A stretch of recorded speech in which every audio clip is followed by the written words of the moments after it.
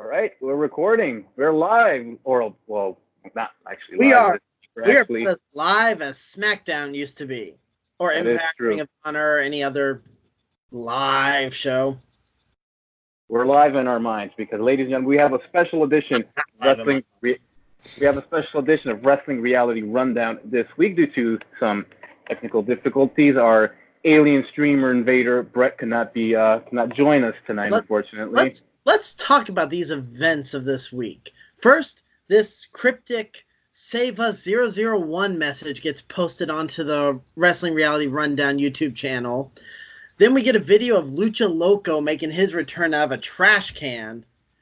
And now suddenly Invasion's computer doesn't work. I don't exactly know what's going on, Steven, because we've been doing this show, we've been doing all this project for 3 months now. Like 3 months at least, right? So, we've only had like one, 2 times of like technical difficulties, but like, I don't know, this week it's kind of just been very mysterious, I don't exactly know what's going on. I'm a little concerned, but I just kind of hope that we're all going to be safe and everything's going to be all right within the Wrestling Reality universe, because, I understand we have some, familiar faces from the past that are trying to, kind of reclaim their fame here, but understand this. Me, Olivia, Steven, and Brett, we are Wrestling Reality. We are the foundation. You guys had your moment, and you guys, you want to know what happened? Listen, I'm a little upset right now. I'm pissed off right now. I'm going to cut a promo right now because listen, I have been busting my ass. I've been busting my ass trying to keep this, trying to do my best here because I was given the privilege to join the Wrestling Reality Rundown. It was Wrestling Road. It was Wrestling Road. I helped name Wrestling Reality Rundown. I was one of. It just hurts me to see someone trying to ruin something that all of us four have been trying to build up. We have no evidence. We have no evidence that they're guilty of anything. We're not going to be Roman Reigns and Buddy Murphy. Right, Buddy Murphy. Just tossing out names and whatnot and accusations. It could all just be pure coincidence in the multiverse. We don't know. We have Detective Liv on the case. So, whoever it is, I don't know who you are. I don't know what you want. We'll find you. We will find you. We will take you down. I guarantee it. That's not a prediction. That's a spoiler. Anyways, we are here with a recap of SummerSlam this week. But today, we are joined by Mr. I'm going to watch television that every WWE superstar does by watching it sideways. We have Mr. SKF Effect. And, ladies and gentlemen, this is another reason this is a special episode. This is actually a farewell episode because tomorrow she will be meeting Jungle Boy, and we can neither confirm nor deny that she's going to be coming back next week alive. So just in case, we're going to dedicate this episode to her memory. Ladies and gentlemen, please give it up for Miss Liv1122, please. Hey, she could come back engaged for all we know. Well, then again, that's another reason why it'd be a farewell, because she wouldn't have any time for us anymore. So Liv, if this is last episode, you're giving me too much attention. I'm uncomfortable. Thank you, Olivia, for the memories. We greatly appreciate it. Wait, does that mean if that's what I can make that happen if I can get out of my contract? No. Actually, okay, never mind. Actually, you're staying here for You're still locked in contract. How many more months at least? Yeah, we're gonna show up at your funeral and be like, "Hey, sorry, 4 more months. Sorry." Death is. You missed one show. 4 more months. All right. So let's move on to the show. Let's put one last bit on Liv. SummerSlam kicked off with the WWE Cruiserweight Championship, which saw Oni Lorcan challenge Drew Gulak. And who was the winner of the match? Drew Gulak. How does that make you feel? That makes me feel good. I'm happy that they finally realized that they have some some star power in the Cruiserweight division that they're going to keep a hold on. They actually got a decent amount of time, too. They got to almost go 9 minutes. Wow. Yeah, so, I thought the match was, I thought it was okay. I didn't really think they even gave them that. Even for 9 minutes, I didn't think they had that good of an opportunity, especially in front of, Toronto crowd that I don't think they really knew much of both men. But I do think Drew Gulak winning is definitely the right call. They actually had a rematch. They actually had a rematch on 205 last week. That was pretty. I thought it was even better than the one that they had on SummerSlam. They had I think 16 minutes. It was definitely a lot more competitive. Yeah. And I remember there was this awesome spot where where Oni did the half-and-half suplex from the top rope, which looked insane. But Drew Gulak, of course, came out the victor in that rematch. So I think, they definitely are realizing, the potential of Drew Gulak. And earlier today, as of this recording, they announced that Drew Gulak is going to be defending the championship against Kushida at one of the Evolve events. Ooh. And I think this is actually a great thing for them to do with the Cruiserweight Championship because we've kind of established, 205 Live is on an island on its own. So kind of taking them, I think it's a great idea for them to kind of have the championship kind of touring around, these territories that the WWE are going to partner with. You could send Gulak to NXT, send him to Progress, send him to Evolve, send him to all these promotions they're partnered with, and I think that adds a lot of credibility to the championship. I agree. It's a good plan. We need some more light on them because they're probably the most talented group of people wrestling-wise. All right. Next match that took place, I struggled with his name earlier to remember which one was actually part of this. Buddy Murphy versus Apollo Crews. This match ended in a disqualification because snitches get stitches. And Rowan came out to make sure Buddy got some stitches. Wasn't that one of the crowd reactions? Didn't they chant stitches or snitches get stitches when that happened? That seems a bit much for the crowd, but it's very possible they did it. Yeah, I think the only reason... Toronto was really lit with their chanting though, so I wouldn't put that past them. At least at the start of the show they were. So yeah, so we saw the fallout of this was Daniel Bryan and Rowan forced Buddy Murphy to say that he lied about Rowan driving whatever it was that caused the crash and that they performed their own investigation. And we'll find out next week who it was that attacked Roman Reigns. So, yeah, next... the coming SmackDown airing on Tuesday the 20th. Gotcha. We should know who attacked Roman Reigns. For real. Seriously this time. Because Detective Daniel and Rowan are on the case. I'm going to guess it's Harper, maybe. That would kind of be, a nice little surprise to add. But going to this SummerSlam match with Buddy Murphy, I'm pretty sure the only reason this match even happened was kind of to give Buddy some shine before his match against Roman on SmackDown. I thought those two had a great match on SmackDown. I've seen nothing but praise in regards to how good Roman and Buddy looked in that match. So, hopefully WWE doesn't just toss Buddy Murphy aside after this and be like, all right, you had a good match, see ya, like they do with so many other people. And it's funny, too, because, I read a report that the only reason Buddy Murphy even got this spot was because he was accidentally in the shot when Roman was walking away. Hey, sometimes accidents let you shine. Look at Kofi. Exactly. All right. This match I loved, but I wish it got more attention. The Iconics got their rematch against Nikki Cross and Alexa Buzz Lightyear Bliss. Because Alexa looked adorable in her little Buzz Lightyear outfit. It was a good match. It had some good spots for it, which ultimately saw the new champs retain, go on to Raw, and defend their titles there. And to me, I love Bliss. I do.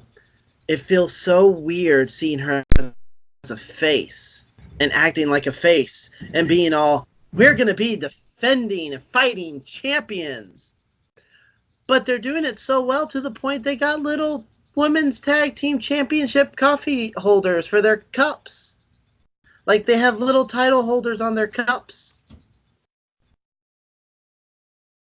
To be honest, I didn't actually enjoy the match. I thought there was a neat little spot where Peyton got the Widow's Peak in there. I don't remember what exactly the spot was, but I definitely kind of popped for that spot. But I mean, to me, the match was really all just for Corey to get in his Toy Story references.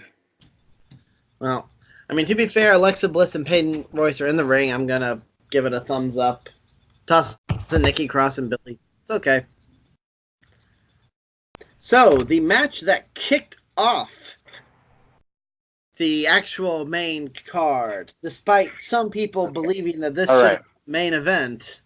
I came on here last week campaigning, hey, this match should be the main event, especially if Natty's going to win. It's like I gave up a lot of logistical reasons as to why it should main event. And I'm like, the last spot I would have expected this to be in was the opener. But, just looking back at it, I think it was definitely the right move to put this one in the opener.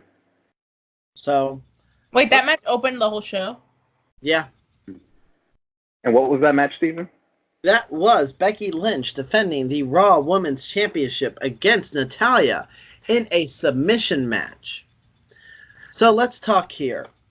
Becky came out. WWE expected her to be booed. Boo! Becky came out and the crowd loved her. Because we started seeing that fire again from Becky. Even with the championship, we started seeing her get a little fired up again. So the crowd ate it up. She got the win. We move on to Raw. We see Natalya come out. Her arm's in a sling. She's hurt. She starts to talk about her dad and how it's been 1 year. And then it was boss time! As Sasha Banks made her return. I just love that Michael Cole was like, is it? It's boss time! Ah! Oh my! Could it be? It is! It's boss time! Thoughts on the wig? Huh? Your thoughts on her wig? I don't understand why that was even a thing. Thank you! Like, I don't see the point of, like, I mean, I get it because it's kind of like she's turning over a new leaf and becoming a heel. It's kind of like symbolism, but at the same time, there's no need for it. Here's my question to you two. Do either of you remembered what her hair looked like at WrestleMania? It was purple. Okay, that was my legit question. I don't remember what her hair looked like. I don't remember what color her hair was at WrestleMania. I mean, it's always been purple, so... See, I thought she's had different. I thought she's had, which make male colorblind, blue.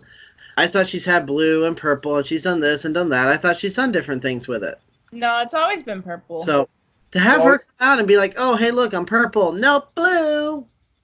That would have been like SmackDown. It was like Sting removing a mask to reveal his Sting face. Oh, my God. Oh. But going back to this match first, I definitely loved the match. I thought it was a great match to open up the pay-per-view. I definitely loved that sharpshooter on top rope spot that Natty pulled out. I thought it was one of the more creative ways to put on the sharpshooter. Especially like on this show. Want that in 2K20. You better update that. Yeah, it'll be on the moose pack. You'll see. But yeah, I thought it was a pretty good match. I think this was definitely the match that Becky really needed because, like, having to carry around Lacey Evans for the last, 4 months was definitely kind of brought Becky down. I would say it probably took a toll on her back. Yeah, so definitely, like, the match was definitely needed for Becky. And I think going, feuding with Sasha now, like, I think now we're going to finally see the Becky that we all, want to see. The Becky that, can, is working with people that she knows, so that she can kind of like, personally attack in her promos and also have like these great matches with.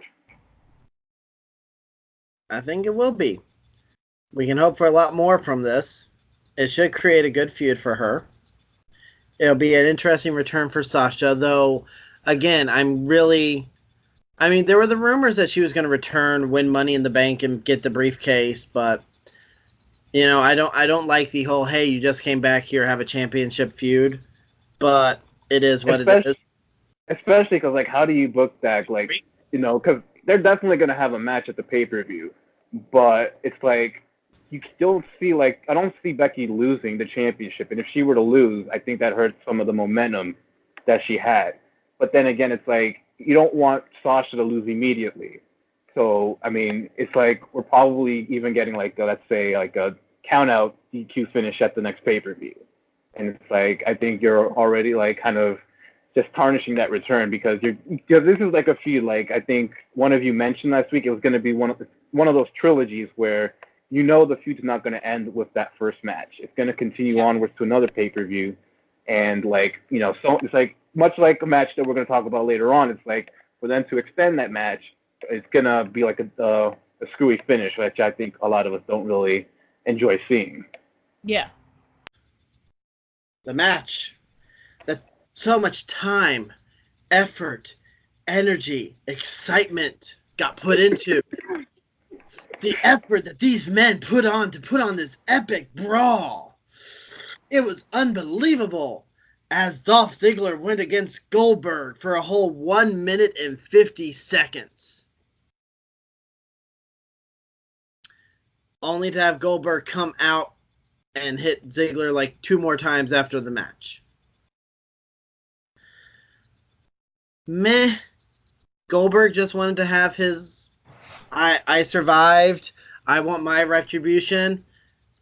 And, you know, so he... Rah!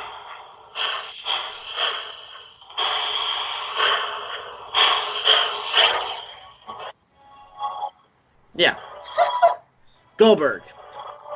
Bye. Goodbye. Anyone else? Next up? Next.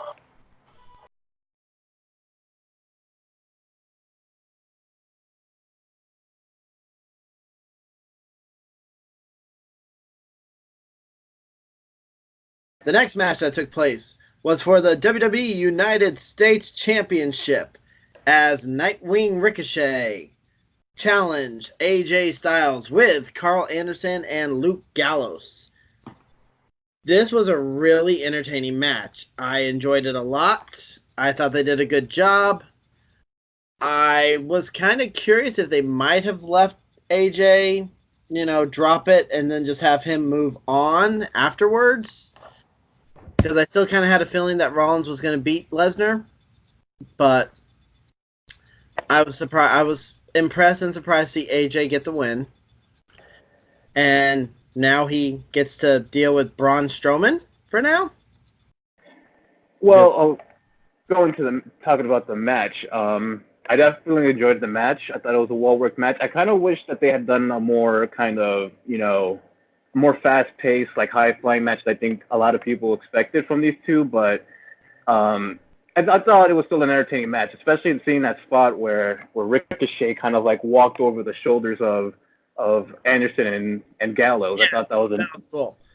But definitely doesn't compare to the finish where Ricochet did the Phoenix Splash and AJ caught him with a Styles Clash. I thought that was definitely a phenomenal finish. That was an amazing OMG moment to have right there. This match was decent. I was a little disappointed in the result. It was Bayley defending the SmackDown Women's Championship against Ember Moon. I would have enjoyed it if they pulled the trigger on Ember and let her walk away with the win. Just because it would have been a nice shake-up. It would have been something different, and I feel like Ember has earned the opportunity to be the women's champion. Yeah, I agree. When I heard that, I was like, huh? I'm just not a fan of a bunch of random matches that have no, like, bearing on anything. Because I feel like if Ember's getting this shot, she should be the one winning, honestly. Especially if it's, like, an underdog type thing, because then we're either going to see her and Bayley wrestling a lot together, and then eventually she's going to win, or we're not going to see her wrestle for the championship really at all. Something I saw, apparently Bayley has laid out a challenge to Candice LeRae for Clash of Champions. Is she the women's champion in NXT? Nope.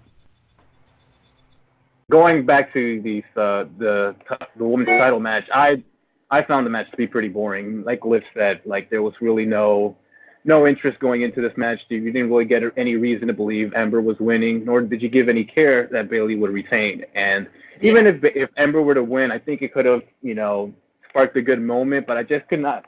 The thing is, like, I just don't see Ember, even if she were to win, I just don't have that trust that going forward, like, she would be positioned as, she would be booked well as champion, because she was kind of just, like, randomly put into this match.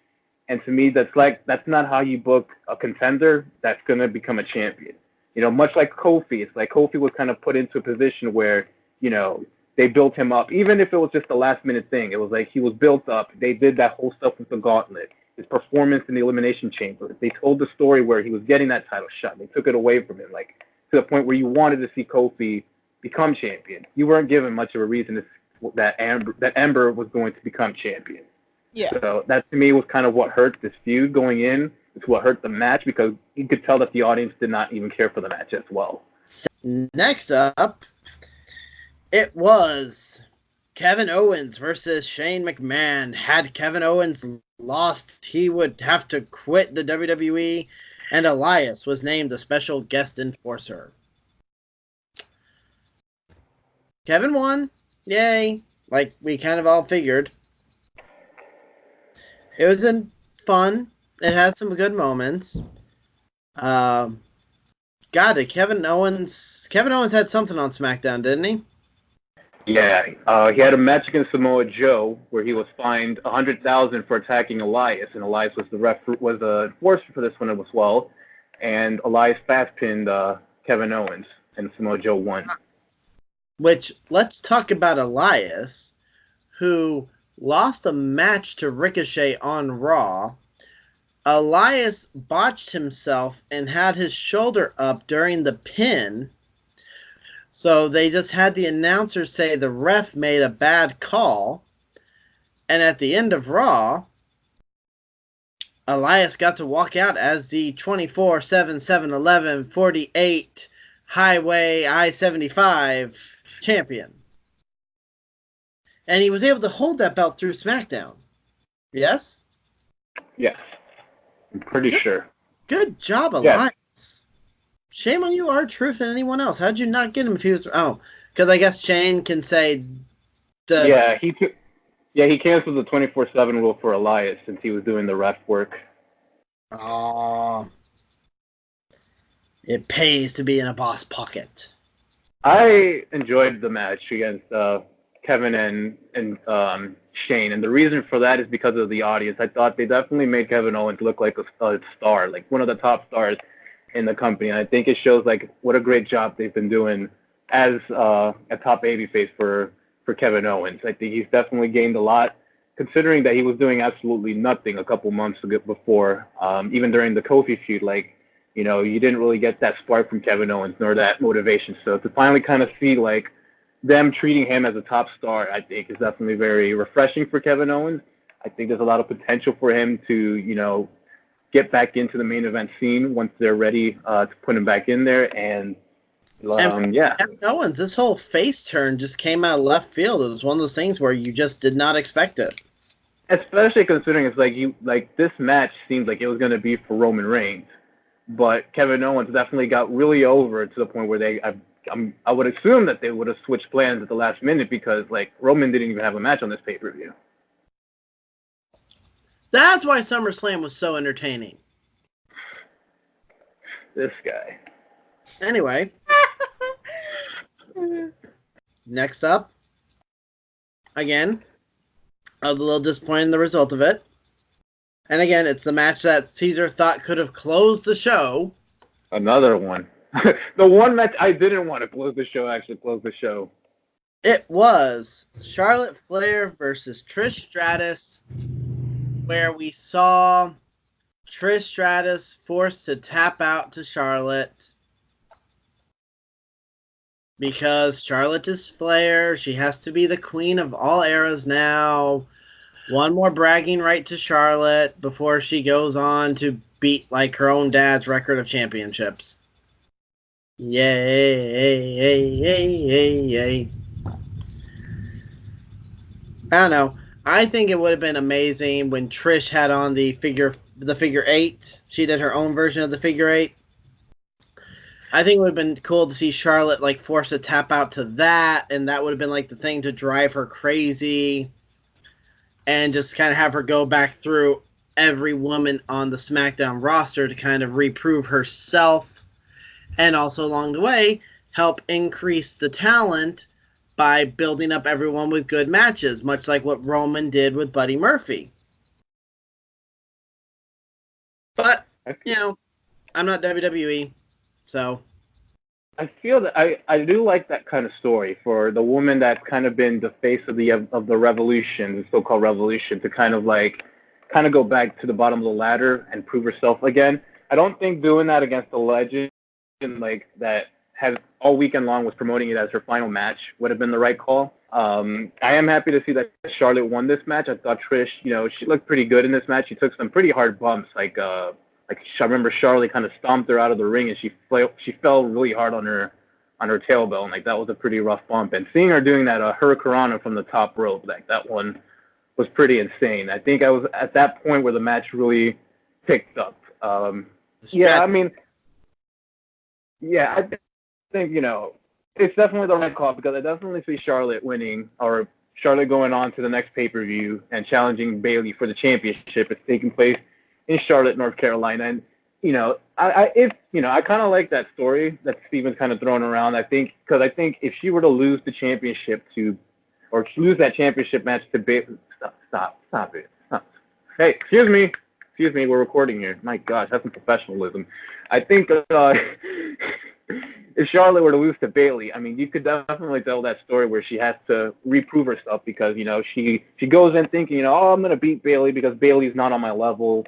I'm not going to lose to Bayley again because it was a fluke the first time, and then she has to, work her way back, challenging against some of the other women on SmackDown. But the thing is, it's like, who exactly is on SmackDown? Like, I don't know if they're going to keep this wild card rule intact going forward, because you heard those rumors that, that once SmackDown goes to Fox, they're going to be more strict on that. But then again, it's like, I don't know. I just hope that, they're able to do something with Bayley as champion, because I think I could definitely see Charlotte winning that championship, because Bayley hasn't been doing anything as women's champion. I think she's kind of been somewhat lackluster.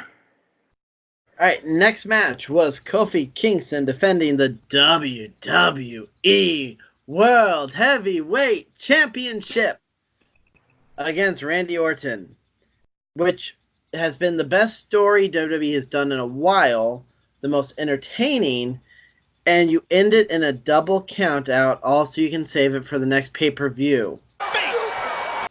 Which, I have got to admit one thing. That was the most average 10 count I ever heard a referee do. When all of a sudden I heard the bell, I went, wait, what happened? They're like, oh, it was count out. I'm like, that wasn't 10 seconds. Like, no, I think that was a legit 10-second 10 count. Like, referees don't do that. It's supposed to be like 1, 2, 3, 4, 5. 2, 3, 4, 5. Nor was there any attention put to it as well. It just kind of happened. It kind of happened out of nowhere. The crowd's all into it too of, 7, 8, 9. No, the crowd was into it until the moment of, and then it was all met with a chant of bullshit. Which is deserving so, because that was a finish. Which the ending saw Kofi just beating the hell out of Orton with a kendo stick. And the crowd was just kind of off. And I'm not going to say it was because of Kofi or Orton. It was because of double count-out bullshit. That was the main event? No. Oh. That was the third to last match of the night. Third? Holy shit. Oh. Yeah, there were 12 matches altogether. I thought the finish was pretty... It was very... Had I thought it was a decent 16-minute match, but when you're going 16 minutes and that's the finish that you're being offered, like, deserving so that they're kind of bullshit, because the thing also, too, like, it kind of just, like I said, like, out of nowhere. It's like Randy's just looking at his kid. It's like he's not even doing anything. He's just looking at the kid, and it's like it kind of just happens out of nowhere. Like the whole family thing didn't really come into play. Like comparing it to like last year, if you remember, the whole AJ and Samoa Joe feud with like with Wendy Styles, the infamous Wendy. Wendy's. Speaking of Wendy's, thank you for the spicy nuggets being back. Love it. Hashtag ad. Yeah, product placement. Sponsor us, please. The comparison to last year is like that was kind of the base. That was kind of the basis of the feud was AJ, being trolled by Samoa Joe about his family, and then Samoa Joe kind of like throwing out an inappropriate line, which makes sense. Like AJ doesn't care about a wrestling match at this point. He just wants to kick this guy's ass. So that DQ finish was a lot more tasteful than what they did for this match. So, I mean, yeah, the feud's going to continue. I mean, it's going to be interesting to see how because obviously the storyline now is going to be all about the family. I think the interesting part is that the last SmackDown before the pay-per-view is going to be in Madison Square Garden, which, of course, has kind of been the basis of this storyline was that moment that Kofi had at the Garden 10 years ago. So that's definitely going to be one of the big moments of this feud going into that pay-per-view.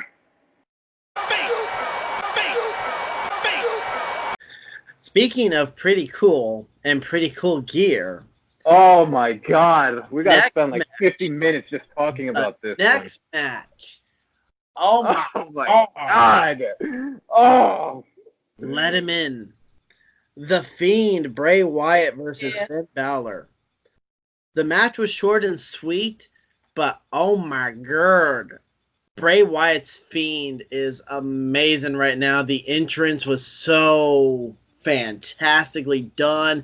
It gave not quite as much, but it was very Undertaker-esque and kind of had the same chill factor when you just see Bray Wyatt having his own head as a lantern. Whew. Oh my God, it was amazing. It was definitely one of the best presentations that WWE has ever had for one of their characters in a long time. Like that severed head. Like I kind of made the joke, like how awesome it would have been if that thing had blinked. I thought that would have been like a great thing. I don't know how they would have made it work, but that definitely would have been great. The severed head lantern was definitely the reason why the pay-per-view was marked TV 14 on everything. I thought that the music was great. The production was awesome. Of course, Bray's attire, the whole gear was amazing too. Everything about Bray Wyatt right now is definitely hitting it out of the park. And it's definitely been a revitalization for this man's career if you notice throughout the match, especially towards the end, he started fighting with himself. Kind of letting you know that the Fiend and Bray aren't really on the same page. But I like how they kept him off this week, just to now keep like the Bray Wyatt Fiend character as something special. Exactly, because you don't want to waste this presentation every single week because it's going to get old. It's not going to be special anymore. You want to keep that thing fresh so that the next time you see it, it's like, oh my God, this is the greatest thing ever. I think what they should do is whenever the Fiend beats somebody, he should be walking out with a lantern of that person's head. Interesting. The Fiend should be coming out with a Finn Balor lantern head. Or it could be like the Shane McMahon, jerseys that he wears. It's you have the severed head be his opponent that he's facing. All right. So, lastly, but the match itself, like I said, definitely did not need to be anything longer. I thought 3 minutes was well enough to showcase Bray, because I think anything longer, you kind of take the audience out of it. I just think it's kind of interesting because the whole rumor about Finn kind of leaving, you didn't get that feeling because considering it wasn't like Finn was dead after this match. It was just Finn was kind of left, grasping for air, but he was going to be okay. So that next snap moment. Yeah, that point when Bray Wyatt just had his head, and you just saw him do the whole snapping motion. And Finn just falls out of the camera shot, too. I thought that was perfect as well. You thought this guy was dead, but this guy was this guy comes back and does his whole, comeback stuff. I don't exactly know that. When you do that move to someone, you're killing someone. So, I didn't understand that. One for WrestleMania fantasy booking. The Fiend, Bray Wyatt, Demon King, Finn Balor. Fucking Willow, Jeff Hardy. Oh, gosh. Let's take these three just demonic, crazy some bitches and let them go wild somewhere at WrestleMania. Oh, God. Put Abyss in there. You can have Monster's Ball. Tell me, just the lead up to it alone would be insane. It's in Tampa next year, right? Yes. Yeah, they'll do because I think the whole logo is like a pirate ship, so you're gonna have like Jeff doing a swanton off the pirate ship stage. Oh, I read oh, something, we're not. I read something really funny that said if they didn't give Harry Sane a entrance on the pirate ship, that it's canceled. Kyrie's the one that needs to be on the pirate ship, indeed. All right, so let's move on to the final match. The one Cesar didn't think should be the main event at all. And honestly, it was probably Brock Lesnar's best work in a while. Brock Lesnar defends the Universal Championship against Seth freaking Rollins. And you know, maybe Seth needed to lose the belt and just kind of get this fire back going against Brock because the crowd was behind him. The crowd was hyped for him. When he won, they were celebrating. So maybe this was kind of that what Seth needed to erase the whole Baron Corbin feud, erase the whole Becky Lynch's boyfriend feud, and everything else, and start over fresh. Yes, Cesar, I'm telling you, did this gimmick last week. You did the gimmick last week. Boyfriend? Wait, Seth Rollins is Becky Lynch's boyfriend, and I'm just learning about this right now? No, you learned this last week when you did this gimmick. I will say, it was pretty funny because like Becky was also doing media this week, and she was asked about like the whole Seth Rollins boyfriend thing, and she was like, the one thing I just wanted was like they didn't go overbearing with like Becky Lynch's boyfriend, and like Seth Rollins is Becky Lynch's boyfriend. I'm so glad that they did not do that at all.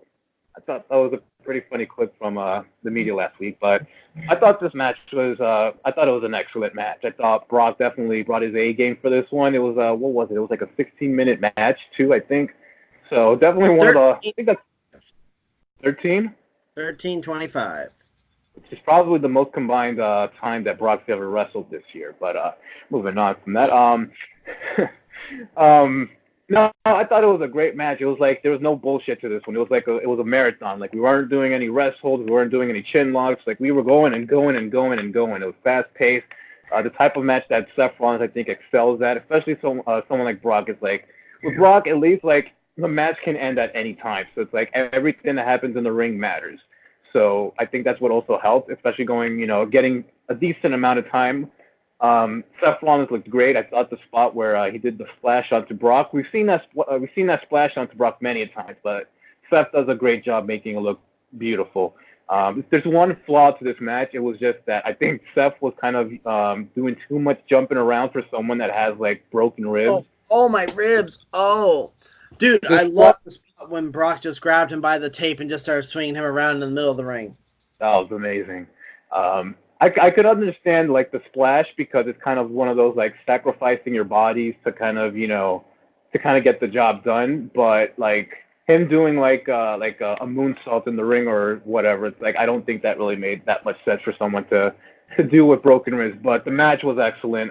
Glad to see Seth Rollins win the championship again. Like Steven said, it was probably a blessing in disguise to kind of give Rollins a reason to to back him up because they've been making him look pretty bad these past couple of weeks with the whole trying to make him look cool. He's got a girlfriend, ooh. But I think this was definitely the revitalization that Seth kind of needed, and hopefully like going forward, they would have learned their lesson that just forget everything that happened. Let's start a clean slate again. We have a new slew of opponents for Seth's challenge. One of those opponents probably could be a monster, Steven. A monster among men. A monster among men. I'm hoping that was a rumor I saw. But can he win? That's all I care about. Let him win. You cannot just keep putting him in these title matches and then having him lose again and again and again. But then you put the title on Steph right now, and it's like you have Strowman like just beat him already. Is that something that they would want to do? Because like again, it's like you said, it's like how many championship matches has he had, and he's kind of come out of it looking pretty foolish. Cesar. Braun Strowman winning would be such good shit. I'm not complaining. I'm just saying because like you remember last year they had that Hell in a Cell match that ended in a no contest. The most barbaric match that can only end with an pinfall or submission, and it ended in a no contest because Brock just like destroyed everyone and made them look so foolish. Fuck that shit. Fuck that shit. I digress. So, congratulations, Rollins. You're the Universal Champion again. Hopefully WWE doesn't screw up your story this time.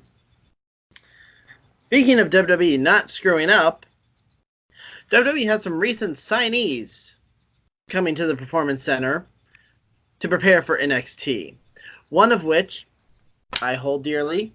Congratulations to Santana Garrett. I wish you nothing but the best and hope you kick much ass at NXT and hope to get to see you there soon. And I know Liv was very happy about one signee. Or maybe not. Not. I just don't want them to take Austin Theory from us. He's so good. They're going to water him down. Well, maybe not in NXT once he gets to main roster. So you have a little bit of time. Ricochet. Wasn't watered down in NXT. A little bit. Well, once he gets to the main roster, that's a different story. Especially if NXT is going to Fox Sports 1 and Vince McMahon's going to get his hands on that, then... Oh, all right. Valid point. Next. Cesar? All right, so, ladies and gentlemen, thank you for joining us on this special edition of Wrestling Reality Rundown. We will be back live next week, hopefully, maybe. We'll see. We'll see if... Page can get his computer up and running again. We'll see about that. But in the meantime, make sure that you follow us on our socials at The Red Standard. That's me, by the way. You can follow at SKF Effect as well on Twitter. You can follow at LiveLive1122, who I'm sure is going to be documenting her trip to Northeast Wrestling tomorrow night. Will she be alive after she meets Jungle Boy? Will she be engaged? We will see. We will see. So make sure you follow her at LiveLive1122, and also make sure you follow Kids and Me as well, ask me how the piece is going, because we hope he's doing a good recuperating it. Also, make sure you follow the Wrestling Reality Rundown socials at WRR Network FL on Twitter, at WRR Network on Instagram, Wrestling Reality Rundown on Facebook. We will chat with you all next week. Are we doing all-out predictions next week, or is that 2 weeks? When is All Out? All Out would technically be... Yep, so technically we'd be doing that on the 29th. Okay, so we will not be doing predictions next week. That will be 2 weeks. But next week we'll be chatting all the happenings going on in the wrestling world. Maybe we'll have a fun game or something. Maybe. Steven had an interesting little idea for maybe a little topic we could discuss. Some of the things that we dislike in wrestling. I know someone kind of went a little overboard today in his message, but he gets the point. Anyway, thank you for me. That was someone else asking for that. So, thank you for joining us. We will chat with you all next week. Be good, everybody.